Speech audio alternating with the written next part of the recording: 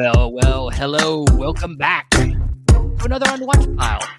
It's so heavy, that Unwatched Pile. I don't know what to do with my hands.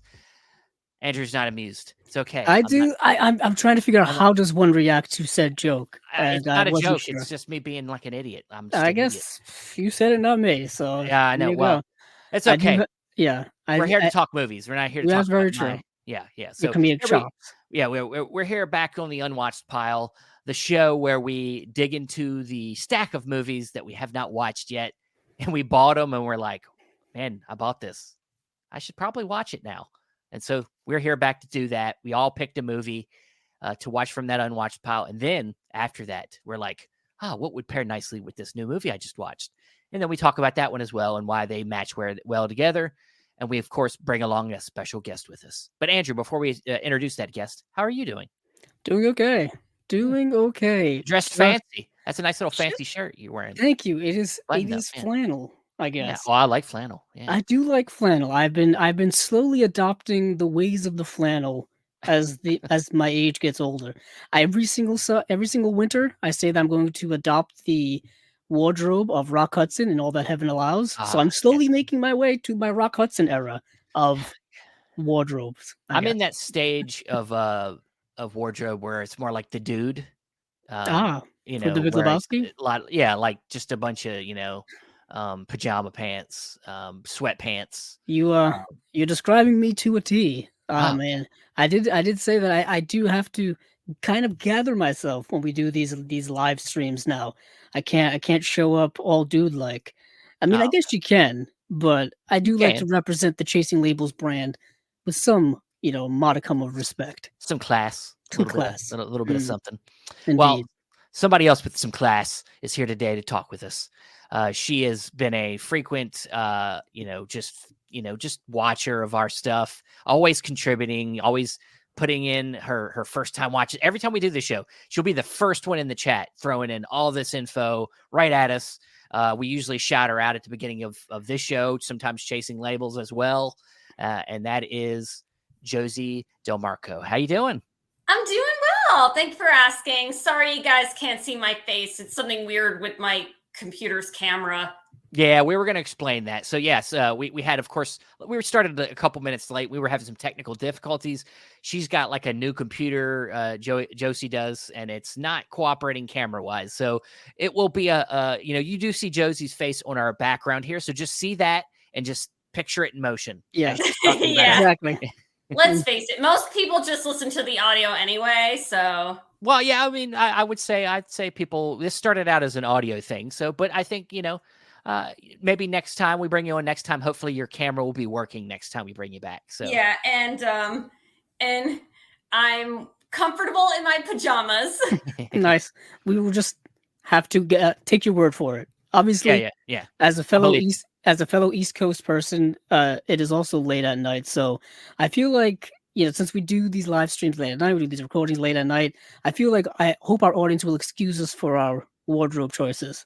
That's the way I rationalize it. Well, I would hope we're matching them. So, but before we get into this installment of the Unwatched Pile, so Josie, tell anybody that doesn't know anything about you, tell them a little bit about you, and then what you do. You of course also do YouTube videos as well. So please tell everybody a little bit about that.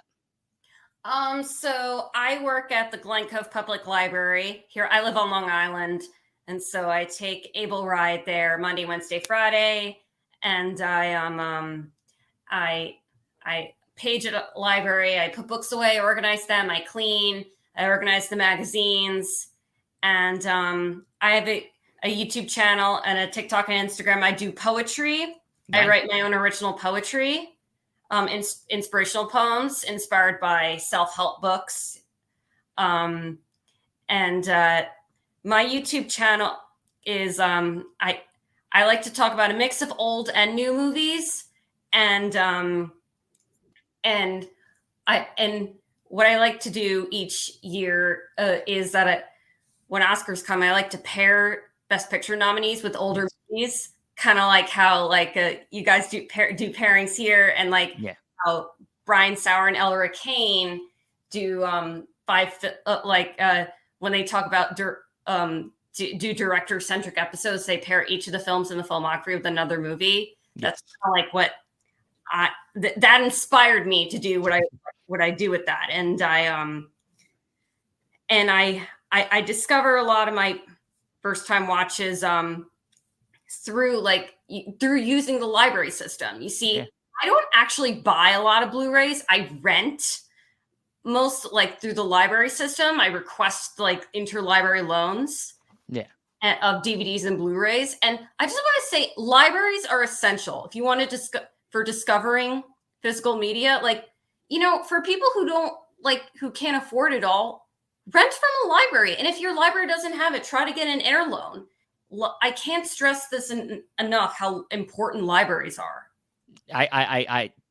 We've talked about it before on here. I mean, like, obviously we you know, a lot of us you know, talk about our reminiscing of video stores, but really, I mean, the library can be today's video store if you let it. It is. It really to an extent, is. you know? Yeah.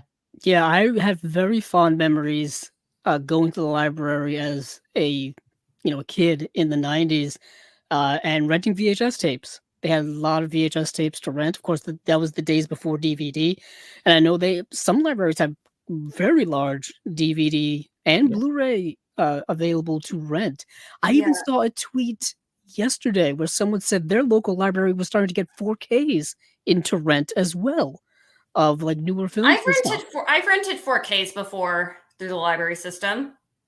Yeah. That's kind of amazing if you think about it. Yeah, mine here in Thomasville has a pretty decent sized Blu-ray collection, and honestly, I've given to it, so it's you know, like it's going to keep getting larger over the years I live on my here. channel, I like to do themes. Like, I pick a theme and talk about movies related to the theme. Like, I just did romance recommendations for Valentine's Day. Last year, I did movies with nature themes in them for Earth Day. And in May, I did movies with mental health theme.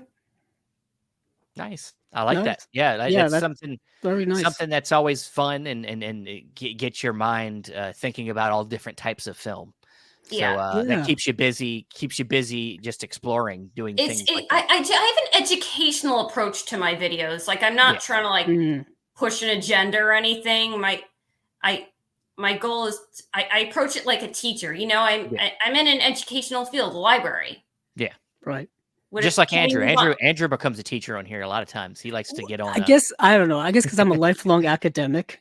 Yeah. Like, I've always thirst for knowledge. You know what I mean?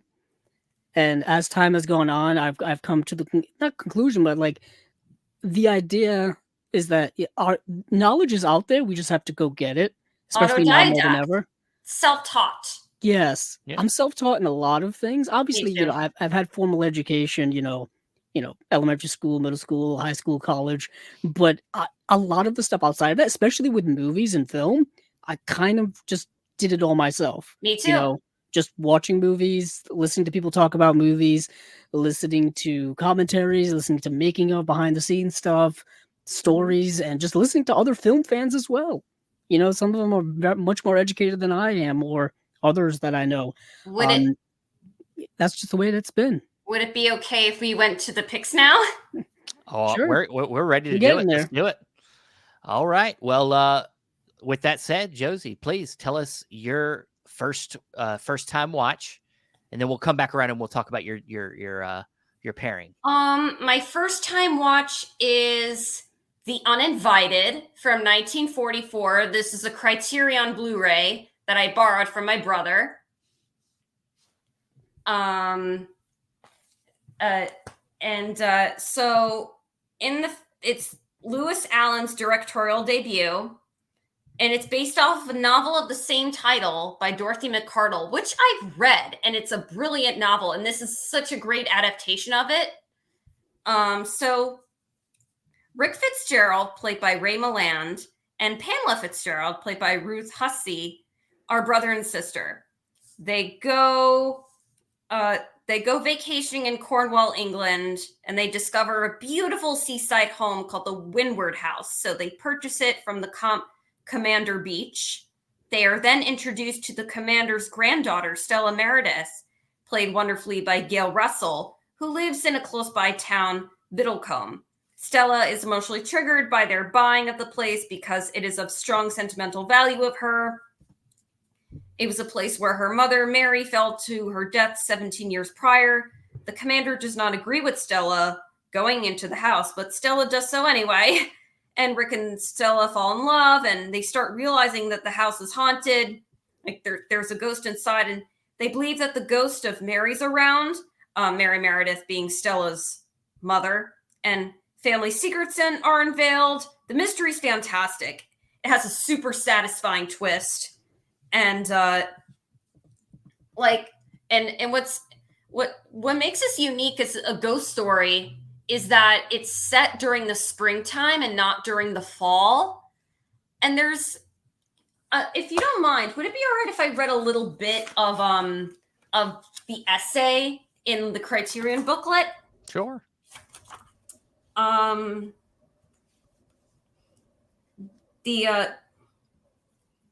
It's striking how often the Uninvited works by going against what's expected.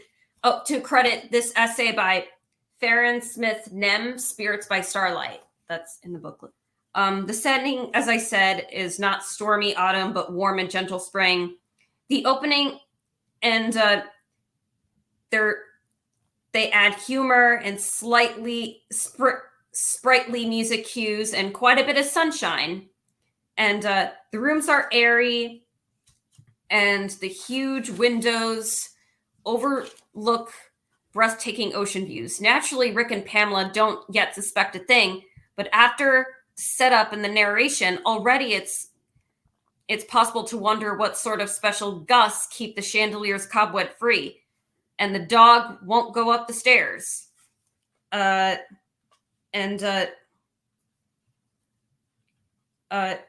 another interesting thing to add from this essay is Alan wanted the ghosts off screen, leaving all supernatural apparitions to the imagination. He was vetoed by Paramount, however, and spoiler alert, I mean, I won't say how, but a ghost does appear later in the movie.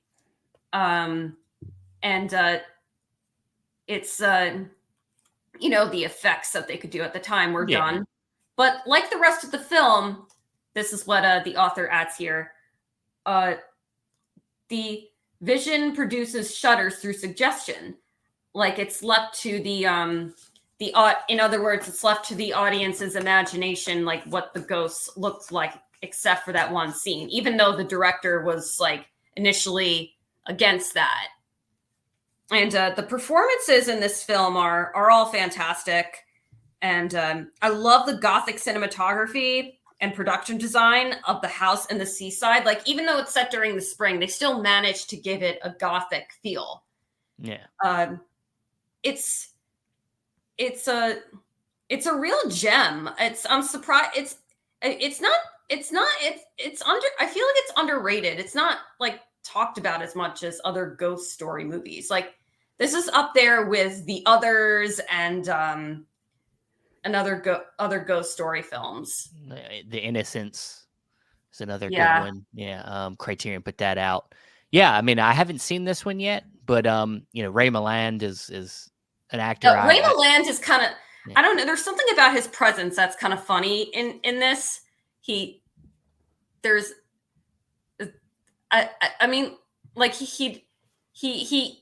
it seriously, but he doesn't take it too seriously. Mm-hmm. Cool.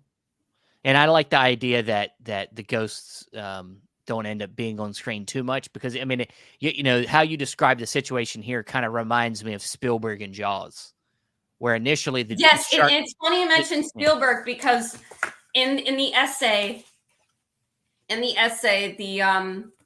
is said, the essay by Farron Smith Nem, if I'm pronouncing the name correctly, the effect is enough like spirits that swirl through the climax of Raiders of the Lost Ark to suggest that Steven Spielberg knows this film too. Yeah. The only thing is we know that with Spielberg, sometimes, especially with Jaws, that was kind of an accident. You know, like the fact that the shark wasn't in the movie that much was just because they couldn't get it to work. Yeah, they couldn't get it to work. You know, but I'm pretty sure Steven Spielberg has probably seen this movie just I'm because sure he has. he's kind of a super cinephile. And Yes.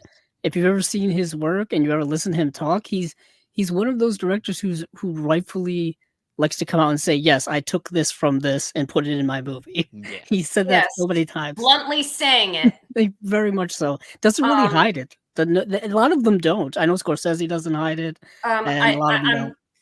I would have to imagine that Alejandro Amenabar, that if I'm saying his name right, the director of The Others, had seen this too. Yeah. I would assume so as well. And I feel like almost like Guillermo del Toro probably. Oh, definitely. Yeah. For sure. This had to have been. Yeah, I don't want to. On him. And I actually have some trivia about the film from IMDb that I want to share. So bear in mind, I'm just a couple. Yeah. Yeah. I'm plagiarizing, if that's okay. That's fine. So trivia. Manya McGill, the mother of Angela Lansbury, has an uncredited role as the customer who enters the cigar shop while Roderick is speaking with the proprietor. Paramount added special effects to the film, having decided at the last moment to emphasize its supernatural premise. The effects were removed by censors when the film was distributed in England.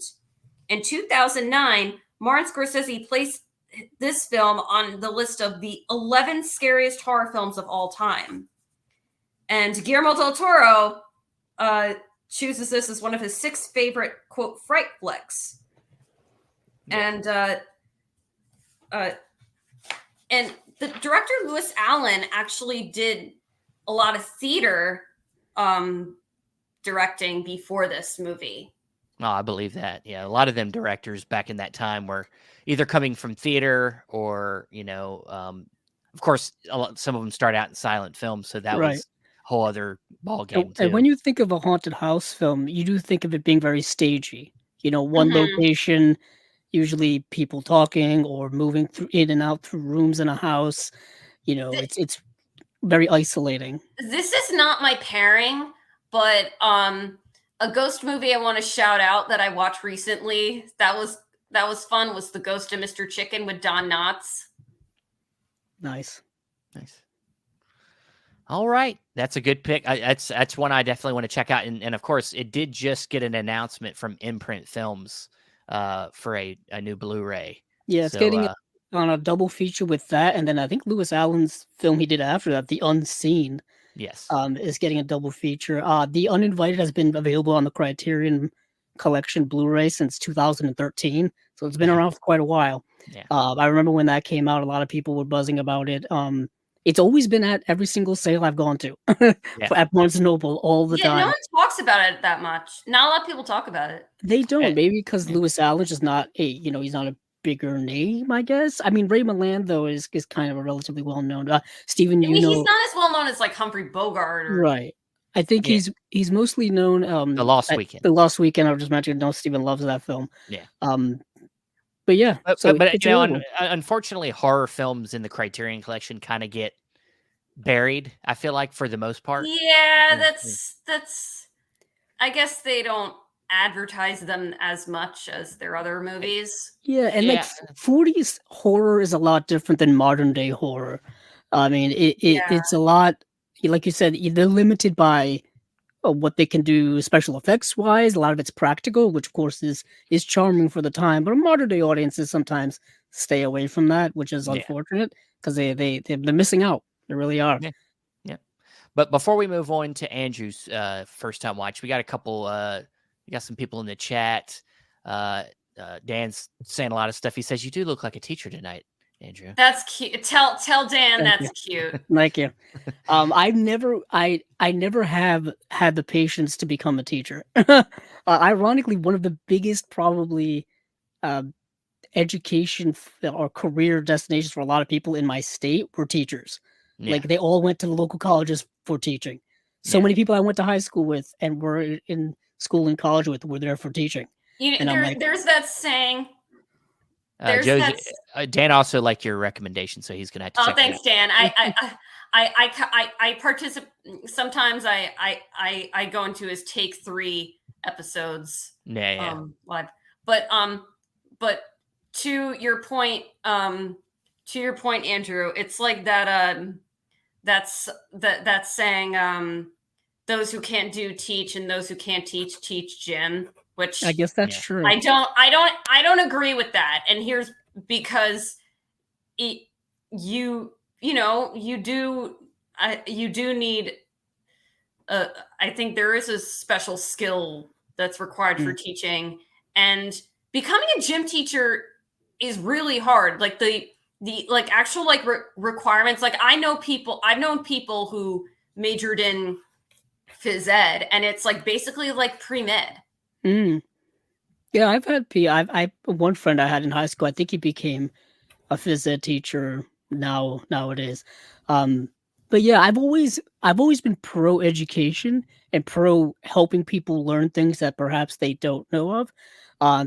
Typically, cinema. I think a lot of the reason why we kind of do a lot of this podcasting, Stephen, is to kind of inform people in general about certain things, whether it be collecting information, whether it be about movies or actors, actresses, whatever the case may be. I think knowledge is kind of fluent. It's always around us. We just got to like grab onto it. Yeah, it is definitely. A couple more comments here. Our guy over at the Disconnected, Ryan, saying, hope you three all are doing amazing. And of course, he also said the others is a legendary pick. I think he might have confused. I hope he didn't confuse because your pick's the Uninvited. I don't know if I think he might have confused. Well, she mentioned the others. Well, I know she did, but but just in case, Ryan, you're wrong. It's not that. But no, it is a good pick though. It's definitely a kind of a slept on or more modern horror film. And I love when they make fun of in Scary Movie 3. When Michael Jackson. Yeah. Those movies. Ryan says he's always wrong. No, you're not. Not just today. Just today. All the other times you're right, Ryan. All right. Well, let's move on to Andrew's pick. Just would it be all right if I got a drink of water for a second? I'll be right back. We can't see you. We wouldn't know. You could be doing jumping jacks for all we know. We wouldn't know. You do whatever makes you feel good. Do it. Now, Andrew, please. Yes. Tell us your pick and how it was. All right. So I picked something that's been sitting in my unwatched pile for a little while. I think maybe a year or two. I'm not quite sure. I actually bought this from HamiltonBook.com. I think that's how it's either Hamilton Books or Hamilton Book. Either way, look it up. Sometimes you can find some really interesting Blu-rays there for relatively cheap, like this one here, which is Harry and Son, which is a film directed by my favorite actor of all time, and Paul Newman. And this film came out in 1984, and it's one of his, I think, 6 or 7 7 director features that he did. Most of them are available on DVD and or Blu-ray. Some are not even available on DVD at all. I have several of them in my collection, but this one happened to be put out by Olive Films in 2015. Olive Films, of course, now has kind of gone away, and their catalog licensing has been getting scooped up by a bunch of different boutique labels. I'm hoping this gets scooped up by one of them, because before I get into the film, unfortunately, this release here has absolutely nothing in the way of special features. It is literally just the movie and a scene selection function or chapter selection function. Not even a trailer was put on this. So it kind of shows you how little was put into this release. But I think it's a film that if you're a Paul Newman fan, you at least want to watch it, because it's a film that he not also directed, but that he also starred in. And as you can imagine by the title, it's a movie about predominantly about a relationship between a father and son. As you see here, you have the ever handsome Paul Newman here, and then you have the actor who played his son in Robbie Benson. Robbie Benson, who's an actor who's still active today. You probably have seen him in several things, which escape my mind right now. But they play a father and son, and they could not be two different people. So it's one of those films about a relationship between a parent and a child where they're completely different. They're from different generations, in terms of their mindsets on life, their in terms of like their goals in life are completely different. He's a blue collar construction worker, and his son like cleans cars for a living or details cars for a living, and his son can't hold a job while the father has probably been working at the same job for decades. But unfortunately, now the father, played by Paul Newman, is getting older and he can no longer work. So he's going through a life crisis. And his son is trying to figure out his life. So he's going through a life crisis, and they butt heads. They butt heads at times in this film. So it's that classic, uh, familiar family dysfunction, really. There is a daughter character in the film who's a bit estranged from the father for reasons they don't really get into, but mostly to do with the fact that he is a relatively cantankerous, cranky older gentleman who obviously doesn't approve of what young people do unless it's what they do. It's one of those generational type of gaps in film that, or even in life, that I find endlessly fascinating. The idea that the older generation just cannot connect with the next generation coming up. We see it now with millennials and Gen Z, and now there's Gen Alpha on the way. We got all these different gens that are happening. Point. Yes. To that point, I just want to say that that's a tale as old as time, and every generation thinks that it's a new thing when it's not. Very true. Very true. And every generation, the older generation always seems to pick on the next generation for something that they probably did when they were young as well, or some version of it. You know what I mean? Like, and it's so interesting how it just keeps happening over and over again throughout the decades. It's not a new thing, and and anyone who thinks it is, you need to be educated better. You need a history lesson or a sociology lesson. Exactly. Or even just or just watch movies, to be honest. That's where I get a lot of my information from. But in this film, like I said, at the heart of it is the relationship between a father and son. And what is interesting about it is it's contentious. There's also this idea of unconditional love that a parent and child can have despite their differences. And despite the fact that they may argue or they may see things differently, or one may do something that the other one doesn't like or something like that, there's still that element of unconditional love that seems to be stronger than a stronger bond that you cannot quite quantify, which I find really fascinating. And in this film, you also have, like I said, a very young Ellen Barkin is in this film. Wilford Brimley plays Paul Newman's brother in this film. You see him at one point. Ossie Davis is also in this film as well. I love Ossie Davis. Who, of course, this was 5 years before he was in Do the Right Thing. So he's relatively younger, but he's still great in the film. He's only in like Ossie Davis and 2 Ruby, scenes. One of the next to Paul Newman and Joanne Woodward, one of the best Hollywood power couples.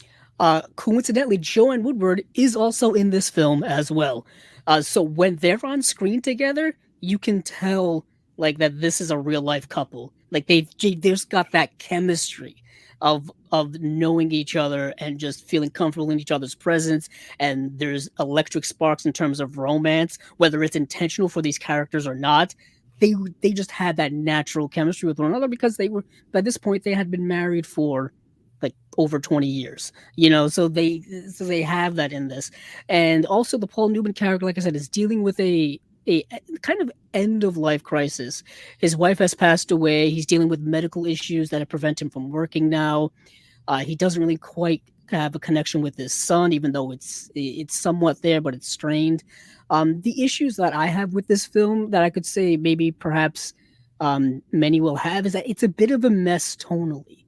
Like I said, since it's dealing with all of these different emotions, the pendulum tends to swing several times. Like, how do we go from not having an argument to having a blowout yelling argument all within a few seconds? Like, how did we get here? I feel like the steps to get there would have made more sense, but also that kind of dictates the way real life messy relationships work, where when emotions get involved, things can escalate very quickly. You know what I mean? And that's kind of, if anything, that's very true life. But I liked the film overall, probably more so than many did on Letterboxd, and IMDb rating would let you I saw it got a believe. 30 on Rotten Tomatoes. I was like, oh, I wonder what Andrew's going to think of it.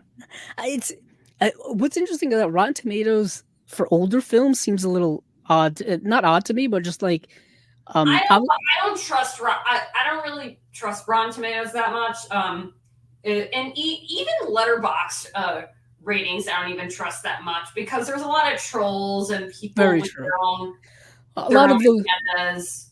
a lot of those numbers can be manipulated. I know the IMDb ratings; those things get manipulated so much. You'll get people who just in waves will give a movie 1 star because they don't like somebody in it, or they'll have a political agenda to do it, or they'll just be misogynistic or sexist or homophobic or whatever it is.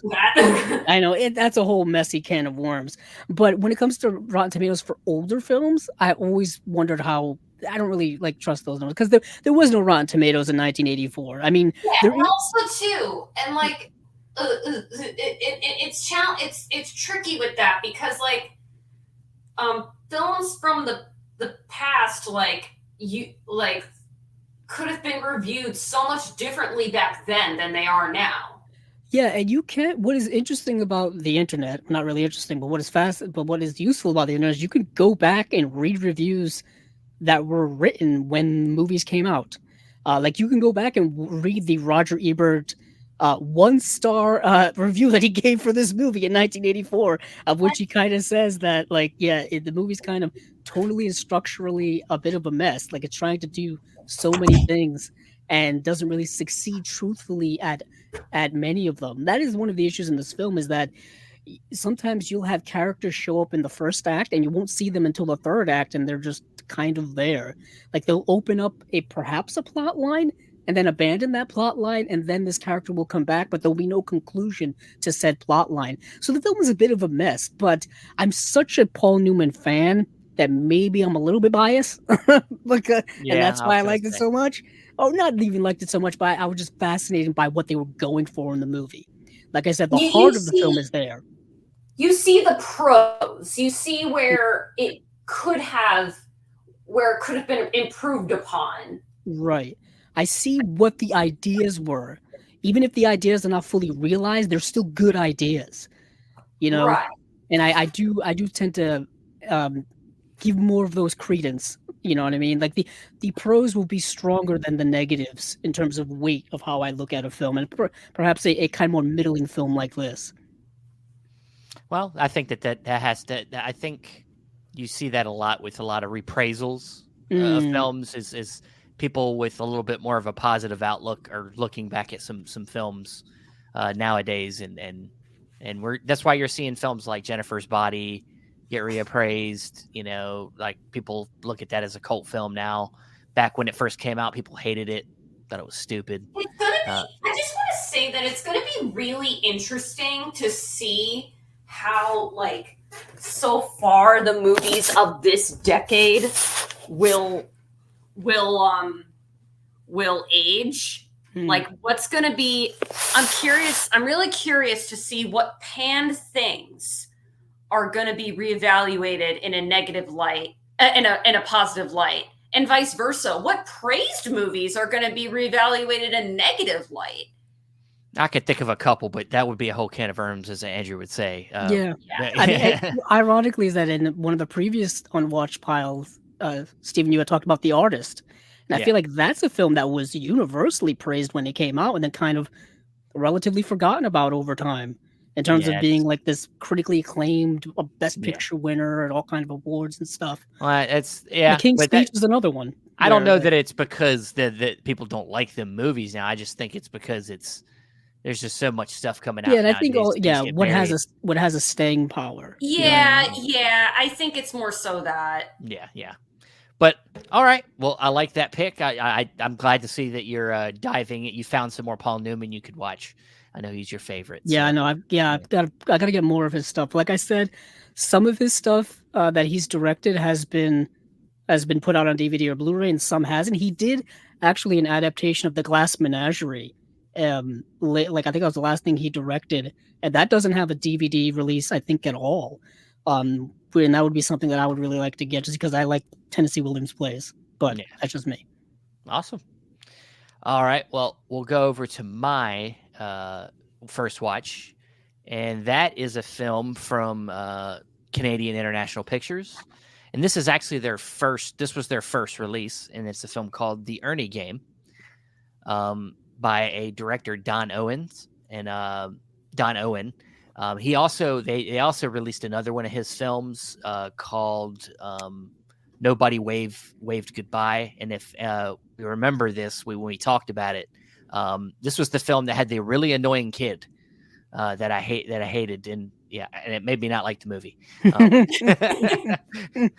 this kid was so annoying. I was like, well, I didn't hate the movie, but it was just like, damn, it's gonna be hard to watch this movie again because this kid is annoying. But the Ernie Game, this film came out. Ernie Game. What's that? I was joking. The Bert and Ernie Game. I wish. No, I'm just kidding. No, this movie's good. I like this movie. Came out in 1967, and it's a film about a man. His name is. Let me make sure I get his name right. His name is. I'm losing it here. Well, his name is Ernie, of course. Ernie, and he is actually just left a mental institution. He was spent a little bit of time in an institution, and so he's kind of trying to get back into his normal routine life.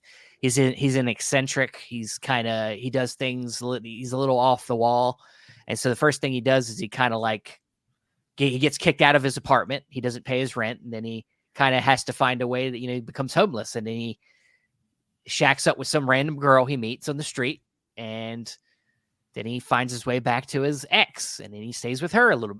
It's a movie that didn't really have a plot. It's a movie that is really just about a character study about this guy who's kind of lost. He wants to be a writer.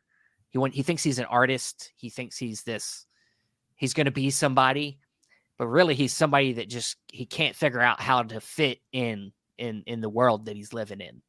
And so he covers up his insecurities with a lot of flamboyance. He also looking for outside sources to fill whatever void in him, but but feeling incomplete because I guess not loving oneself. That's I call that the worst. It's like the worst person in the world kind of situation. Yeah. Where a protagonist is has creative urges, but doesn't feel that they're good enough, and is afraid to unleash that creativity. So they return to outside sources to suppress that. Yeah, yeah, and that's definitely what's going on with this character, and him being an artist. I don't know if that's even, when you watch the film, I mean, I think as I read the essay in the booklet in here, it talks about a little bit that him being a writer or being an artist might even be a fault. Might even be faults too. Like it's one of them things where he's trying to feel like he's important. So he says that I'm an artist, but really he doesn't really care that much about it because in the film, he has a typewriter and he leaves it behind when he gets kicked out of his apartment. And then later in the film, he borrows another typewriter from somebody else. And he acts like it's not that big of a deal. And then he ends up not, never see him write it any more in the whole movie. It's more of a facade to show that he's trying to other people, that he's important, that he's worth having around. It's really, this film is really a character study. It's got its light moments. I know that this all seems like how I'm describing it seems really heavy, but there is a lot of lightness to the film. There's some scenes of fun romance between some of the characters but ultimately as the film ends, it kind of goes to a dark place in the last kind of 15 minutes of the movie. And it ends on a pretty heavy note and somewhat hopeful note, but pretty heavy. And yeah, it's compared to what I'm pairing it with. This is like the light version of what this film is. A film about mental health, a film about somebody trying to find their place. You can, this isn't my pairing, but you can cite films like Taxi Driver, as, Midnight Cowboy, loners, people that are loners that have trouble fitting in and kind of sometimes live their life, on the street, live their life kind of as bohemians, just wandering around trying to figure out their place. That's kind of what this movie is. So yeah, it's really solid film. I really love the release. All the features on this are actually short films from Don Owens. Interesting. So, and a lot of these shorts kind of play into the theme of this film. So you can watch this and kind of get more perspective on what he was going for. And then there is an option when you start the film to have a short film play at the beginning. And it was pretty, I watched it with the short at the beginning, and it's very interesting. So it shows this kid and he's in a boat, and you zoom back, and then you go into space and you see planet Earth, and you zoom further back and you see the galaxy, you see all the planets, you see the whole galaxy, and then you sit there for a minute, and then you zoom back in, and it goes past everything again. It goes back to the kid in the boat, and then on his arm is a mosquito. And then you go into the mosquito, and you go into a drop of blood, and then you go into the blood. So it goes like, it shows you how small we are. I think the idea is to show that how small we are in the grand scheme of things. Right. So it's an interesting little short at the beginning of the film. But yeah, that's my pick. The Ernie game, definitely recommend. They still have, I believe, copies at CIP. Maybe not with the slipcover, I'm not sure, but it's definitely still available. So, yep, that is my pick. All right, so let's go back around to Josie. Please tell us your pairing with The Uninvited from 1946. Okay, so my pairing actually is not another ghost story. It's I'm going with like a gothic noir. Sounds good to me. It's and that film is I rented and just this film, and I don't actually own this movie. Well, it's being someone who works at a library, I got an interloan of is that okay? No, I don't care how. Yeah, we're not changing. We're not changing it now. No. Yeah, it's perfectly fine. Like, is it okay, like, for chasing label? I know that's like typically like what they own, but this is a no. It's fine. We change rules here all the time. The Spiral Staircase, directed by Robert Siodmak from 1946. I've seen it. That's a good one. Set in 1916, Helen, played by excellently by Dorothy McGuire, who I find super underrated, is mute after the traumatic event of her parents dying.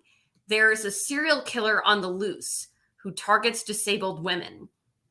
The film opens with Helen at a silent film screening. A handicapped paraplegic woman in the audience is murdered.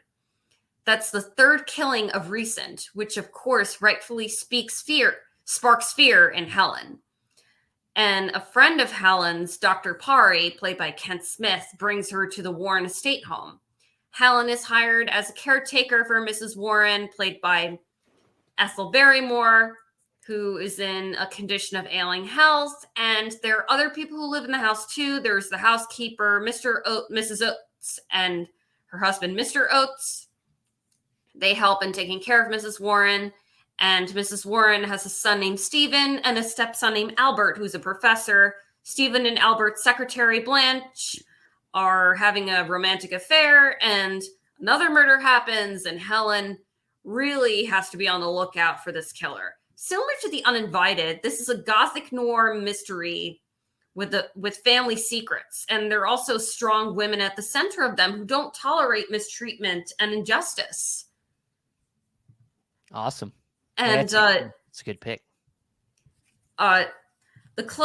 Some trivia. The close-ups of the killer's eyes and hands are those of director Robert Siodmak. This predated many slashers. Joan Crawford, after receiving critical praise for her performance in Woman's Face in 1941, at one point campaigned for the role of the mute girl, later played by Dorothy McGuire. And I think Dorothy McGuire was the right choice. I wonder if Guillermo del Toro has seen this, because, like, you know, with the female lead not speaking, kind of like Sally Hawkins in Shape of Water. Oh, I'm sure he has. He's Crawford, probably seen everything. Crawford also owned the rights, but MGM studio chief Louis B. Mayer vehemently opposed the idea, telling her no more cripples or maimed women. Asshole. Louis B. Mayer was notorious for being an asshole, so that's apropos. And then at one point, Mrs. Oates is shown with a real rag mop in her hands. While this may look odd to modern audiences, it was a common practice in the past to reuse any hand-wearing cloth scraps by turning them into mops. Cool. Oh, that's a good pick. Yeah, I have that. Wait, I can't remember what label put that out. I rented the Kino Lorber. You know, yes. Okay, yeah, I have that release up on the shelf. Yeah, I remember it being very atmospheric as well. You know, like a lot of gothic horror films. You know, a lot of it has to do with not seeing things and causing a lot, like this sense of dread in the air. Yeah. That a lot of films like this did. So yeah, that's two films from the 40s. You know, both kind of have a little bit of same vibes, and you know, even though they're two different types of stories, I like it. It's a good pairing. Yeah, they both seem incredibly atmospheric, and they're both dealing with spooky things. You know what I mean? You know, one dealing with ghosts, one dealing with other creepy things happening. Robert That's Siodmak. exactly why I picked it. Also, family, and the foundation being Family Secrets. Yeah, that's very true. Are you guys fans of Robert Siodmak? I was just gonna say, super underrated director in my opinion. He is. Yeah. He just did a lot of genre stuff.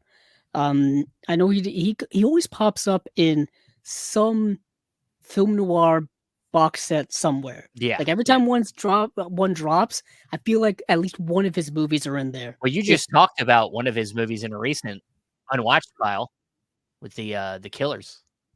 Oh, yes, I did. Yeah, the Killers remake from the 1950s. Yeah. He did so many things like Cry of the City, Crisscross, Time Out of Mind. Like I said, he did The Killers from 1946. And then actually The Killers was the movie he did, I think, the same year as The Spiral Staircase.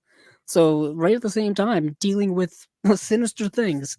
Really, he's really good director. Super underrated, I think, and kind of important. Most definitely. All right. Before we head over to Andrew's pairing, you know, we got a bunch of people popping in. CIP, hell yeah, of course, I know. Dan's over here. Dan always is active, of course, in our chats. Something about him, I don't know what he's talking about. He's talking about Oppenheimer when it came to movies that will be remembered as great films 20, 30, 50 years from now. Yes, that I definitely think will be that's definitely a modern masterpiece, classic, new American classic, I think. Yeah. Well, I mean, I think Nolan's films. I was just going to say the same thing, Stephen. I think Nolan's films have a lot of staying power just in the zeitgeist because he's so popular with a cross section of audiences. Well, he's created a certain I don't know about visually, but like as a you know, his film. I mean, you could maybe argue he's got a distinct visual style, but I think more or less his writing style, his way he tells stories is what's going to keep him. They're going to study him years from now, you know, because of how he told stories. Yeah, for sure. Yeah, even his early work, people go back and talk about. And you know what I mean? His early work from Memento is always talked about. Yeah, Memento is always talked about. I mean, Following has a Criterion release. It does. That was like his one of his earliest films. Yeah. That film. He's just one of those guys who has he has a staying power in terms of people constantly bringing him up, and he's also still making work all the time. You know what I mean? Most definitely. Yeah. All right. You want me to go to my pairing? Yes, please. Tell us what you I'm starting to get tired. Yeah, I was just gonna no, say we're this is all late for tired. you. Trust me. This is But for me. This is my prime living hours. So I'm good. that's But why he's I'll wearing. try to be He's about brief. to go. He's about to go to school here in a second with his school shirt on. Nice. I'll be brief. So I decided to pair Harry and Son with another film dealing with a father and son relationship, and there were many of them. I was thinking parent child, whether it be mother daughter, father son, whatever the case may be, familial issues. But I was thinking about Beginners, Hmm. the I, Mike I, I Mills like film. Beginners. I haven't seen Beginners in a really long time, but I remember really liking it. It's a movie I don't think I've seen since probably since I bought this Blu-ray when it came out in 2010. I don't think I've seen this movie probably since around that time. But that movie has such a staying power with me that I've often thought about it a Yeah, lot it's over a the sweet years. movie. It's a very deep movie. It's a powerful film. It's a film, like I said, at the core of it is dealing with a father-son relationship, but it's also dealing with a lot of life things as well. And for those of you who don't know the premise of it, the movie stars Christopher Plummer and Ewan McGregor. Christopher Plummer won an Oscar for this film. I think it's the only Oscar he ever won. And they played the father and son pair in question. And what happens in this film is Christopher Plummer's character is obviously older in life, and his wife has passed away, and he decides that he's going to come out as being gay. Like he's been kind of closeted gay his whole life. So now that he's towards the end of his life, he just decides to feel liberated and decides to come out and of course tell his son, portrayed by Ewan McGregor. And he of course he starts a relationship with a much younger man in this film as well. But one of the things is that he's also dying from cancer, which of course is something incredibly serious and something plucked right out of life, unfortunately for many. And so you have him dealing with all of those things as well, but you also have Ewan McGregor's character um, dealing with this newfound information about his father, you know, and him not so much grappling with the fact that his father is gay, but grappling with the idea that does he really know who his father is? If his father has been harboring such a large personal secret this whole time, it makes him kind of reevaluate who his father is and all these kind of questions and things that are lingering. But he's also having to deal with the inevitable death of his father as well, who has terminal cancer. So a lot of things are a lot of life things are happening, dramatic life things are happening in this film. And of course, like I said, at the heart of it is the relationship between a father and son. He also has a romantic relationship with the Melanie Laurent in this film as well, who I always thought was a fantastic actress, who hasn't really done a lot of work lately, but I felt like she was just in a lot of things in the 2000s and 2010s. She of course was in Quentin Tarantino's Inglorious Bastard. She ran that cinema. Her red dress. Yeah, she ran that cinema. I believe Steven, wasn't she in National Treasure with Nicolas Cage? No, that was No, you're thinking no, Diane Am I Kruger. thinking of Diane Kruger? Yeah. Yes, I am. Yes, But I she's am. also in Inglorious Bastards as well. But Yeah, she was also in Glorious Bastards as well. Two very talented, very attractive blonde actresses who kind of played similar roles throughout their career. And so he's dealing with that. But also, one of the caveats in this film is, of course, Steve, I do have a penchant and a soft spot in my heart for dogs. And there is Of a course. little dog in this film as well who it's been a while, Steve. I believe the dog kind of comments and not talks, but just kind of has yes. like an inner monologue really about things and kind of observing things and just observing this life. And Ewan McGregor strikes up a relationship with it because I believe it's his father's dog that he's got to now take care of. And the movie bounces back and forth between different time frames. So the movie may be a little bit difficult for people to get into in terms of following, but I think it's really, really good. I really like Mike Mills' work in general. For those of you who aren't familiar with the work, Tom was really good. he did 20th Century Women, which I thought was really fantastic. Come On, with Joaquin Phoenix, also really, really good. I got to get more of his work in my collection. I think this is the only one of his films that I have. But yeah, I really, really, really like this film, and it's always been something that I've thought about. nice. Yeah, I'm to be honest, I'm not very aware of this filmmaker. So, and the other films you said he did, I'm like, yeah, them are cool movies. That did make the connection. So yeah, awesome, like it.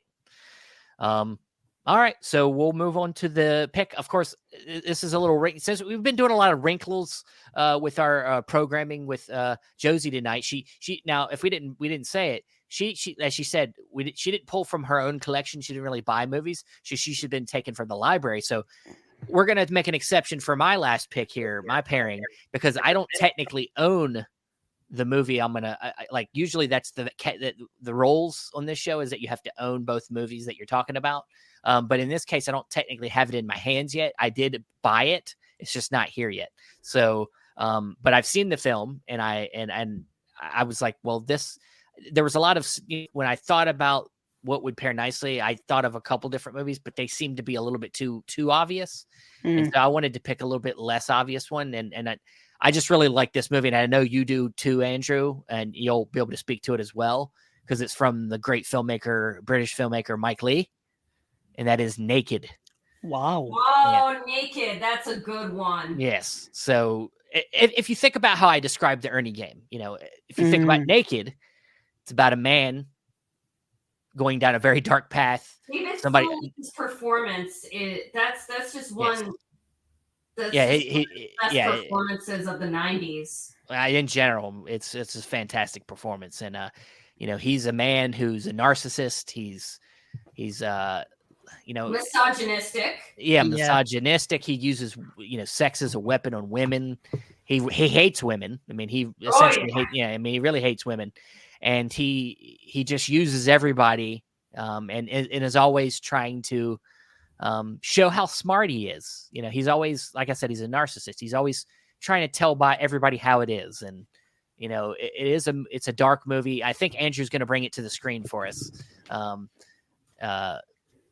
You bringing it to the screen for us? Yeah. I got it for you just to back you up. I appreciate it. I got your back. Yeah. Yes, I did buy the BFI put out a new 4K restoration. It isn't a 4K, still a Blu-ray, but it is a new 4K restoration. So, but it has like same features basically on it as the Criterion. So, this is a really hard movie to watch. It's a pretty hard movie to stomach at points. But it is very much similar to our Ernie character, a character study about a man who just can't find his place. And he's roaming around. He's, in case, as I described it to Andrew, this is kind of Ernie game on steroids because it's way more violent, way more obscene, way more, going into way more themes than the Ernie game is. And it's a vastly better movie. It is a better movie. Mike Leigh has done so many great films over the years. I'm still trying to watch them. I know you're a big fan, Andrew. New movie in coming out with Marianne Jean Baptiste. Yeah. I'm actually looking it up right now. So I've always been a big fan of Mike Leigh's work. Secrets and Lies is another really great one. Oh yeah, I love Secrets and Lies. Yeah, I watched that in a film course, and that was like my introduction to Mike Leigh was watching Secrets and Lies. Is really good in that too. Yeah, All or Nothing's another one I really like. I think Severin put that out. I like Life is Sweet. Life is Sweet's another good one. I get some early performances. Yeah, Life is Sweet. Talk with young Timothy Spall. I recommended that to somebody one time at the Criterion sale. This was like over 10 years ago, and he ended up liking the movie. And I was like just describing it to him because Mike Leigh. I remember a few years ago, I think he got like a Career Achievement Award at the BFI at the BAFTAs, and I was watching it, and they were just doing like a sizzle reel of all of his work, and it's like, wow, this stuff is really, really amazing. And this was, I think, before Mr. Turner came out. He had won that, and I know that was one of his recent films as well. And yeah, Naked is such a raw film. Yeah. Like it's just so like it's like watching something so, like you said, like literally Naked is an apropos metaphorical title because the film feels like it.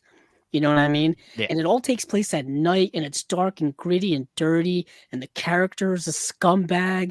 The film feels scummy, And that's kind of a lot of Mike Leigh's work, is that level of powerful, whether Yeah. it really gets to you and really hits you hard.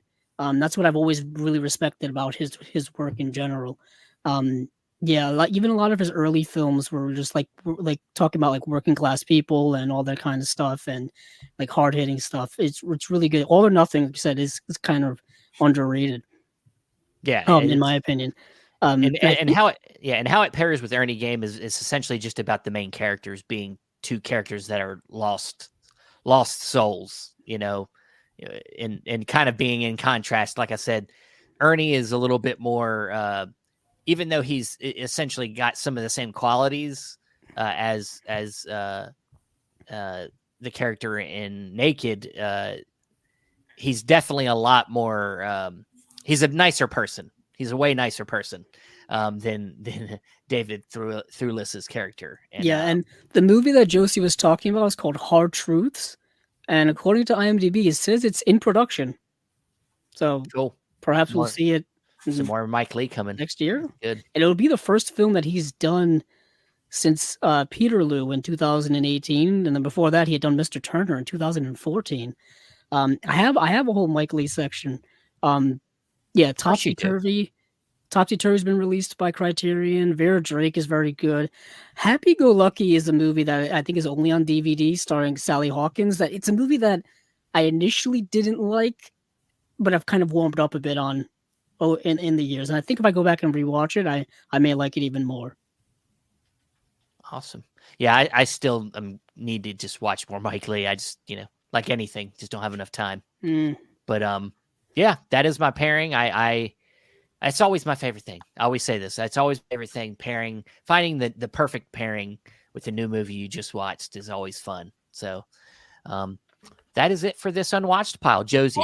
Thanks for letting me join you guys. Of course. I'd love to be on again one day. We will, and hopefully we'll be able to see you next time. Yeah. But thanks, and tell everybody where they can find your YouTube channel and your poems and all that stuff. You can find me, look up Josephine DeMarco, my full name, and I'm on Letterboxd, Josie DeMarco. I don't really log movies or review movies. I just mainly make lists. My Instagram page is Positive Poems, and I have back in January, I recorded with the Piecing It Together podcast. It's when they take a new movie and try to figure out whether pair it with other movies. I did an episode on probably my favorite movie of the year, Poor Things, with David Rosen, and we did puzzle pieces for that. That episode will be available to listen to. I think in a couple days.